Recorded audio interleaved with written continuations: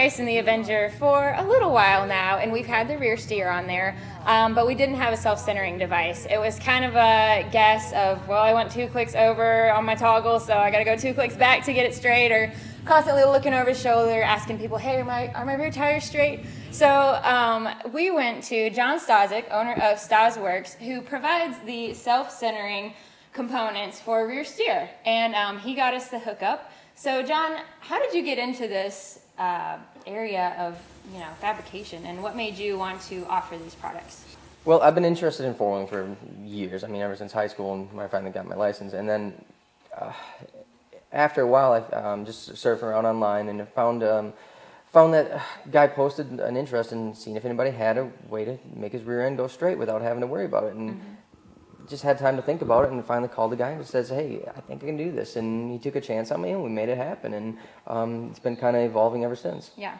So is it just like a process of figuring out what works and then making it better and improving it? Oh yeah, I mean the whole kit. I mean it used to be big and bulky and kind of ugly before, and it just kind of keeps getting fine tuned. And I'm not saying it's perfect yet, but it's getting there. It's every time we go through, and we will improve things and make a new batch of parts and take criticism and ideas from customers, and we'll make it happen. Make it better. So this is the main part of the system, correct? Or part of it anyway. The whole system is based off just a simple sensor. I mean, all it does is indicate your left, right, and center, and it tells you if your wheels aren't straight, you hit the button, and this will tell you where you're at and center it up, and just making sure it's set up properly, because this is like anything, it's only as good as how you set it up. And then there's the toggle for getting you got your joystick, you steer it left and right, and then when you want it to go center, you hit your button, your return to center switch, and that'll center your wheels up. You don't have to hold it or anything, you just momentarily hit it for a second, and it'll start centering, and as soon as it gets centered, it'll stop.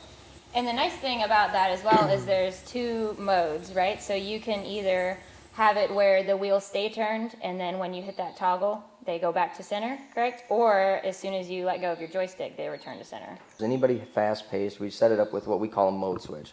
And all that is it's a secondary returning method. So the standard returning method is you hit your joystick, you steer it wherever you want, it'll stay there. Faster paced, higher speed stuff, you don't want to always be having to worry about hitting another button. So what we do is you got a mode switch. When you turn it into that mode, you steer it, but as soon as you let go, it brings it back. It's kind of like spring loading the rear end. You steer it, you let go, it comes right back. Awesome.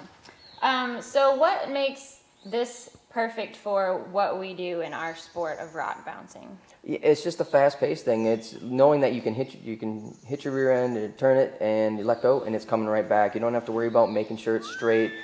To where you're not staring at your rear end to try and figure out what's ahead of you or where you're going, so that you can just go straight. Not running into trees.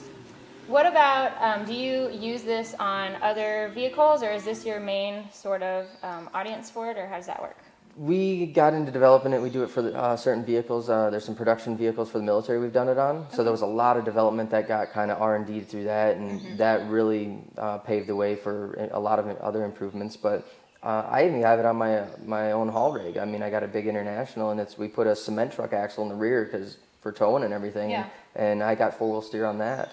Nice. It does get a little more elaborate with the street stuff that we put a lockout system on that actually mechanically pins it. Because, I mean, like this, everybody's worried about a hydraulic line and whatever the safety end of it. So on those kind of street systems, we'll end up putting, it's a mechanical lockout system to where as soon as you turn the whole system off, it centers and shuts down and it's mechanically pinned.